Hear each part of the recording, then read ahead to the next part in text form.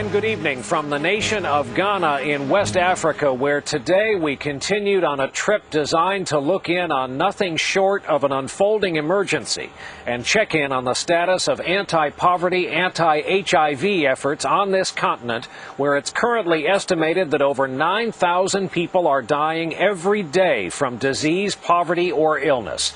The tour has covered the nations of Nigeria, Mali, and now Ghana, and was arranged by the Irish rock star Bono.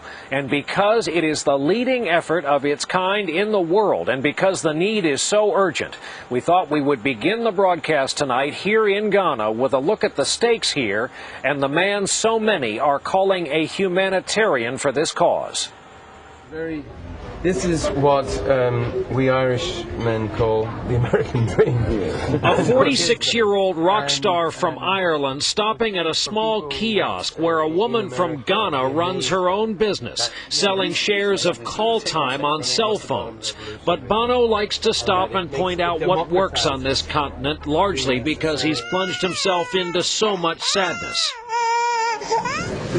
At another stop, he visits the Ghana Stock Exchange. Not quite the big board, but a big and burgeoning development here, and they are justifiably proud. And the regional vertical integration is very exciting for us because he is never greeted as simply a musician. In fact, he's welcomed as something akin to a head of state. He sits with the presidents of the nations he visits because they know it is his interest that is driving a massive global effort and pledges of billions of dollars. He wants this story to be about more than him.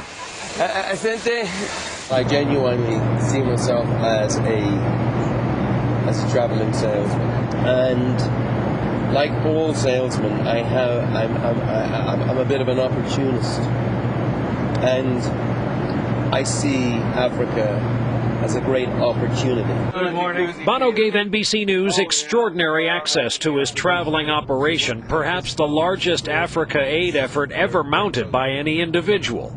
On the flight from Mali to Ghana today, he talked about his love of the place and the people. My goal, my job is to put myself out of a job so I can be in a rock band in all good conscience, get on with my spoiled, rotten rock star's life and drink a martini. This effort, he says, is to use and leverage his own name, whether it's getting the G8 nations to give more money, lobbying President Bush, partnering with evangelical Christians, or getting Americans to care about the 9,000 plus people who die every day in Africa. Americans deciding that's what America is about. That's why I'm a fan of America. America is not just a country, it's an idea. And real Americans are getting busy. How did you find President Bush as a man to do business with?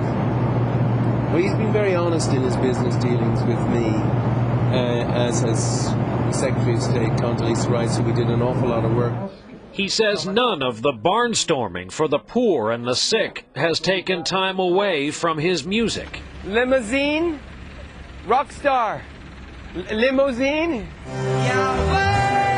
He says he's going back to Dublin and his U2 bandmates with up to 8 new songs, one of which, he told us on the plane today, he wrote just last night.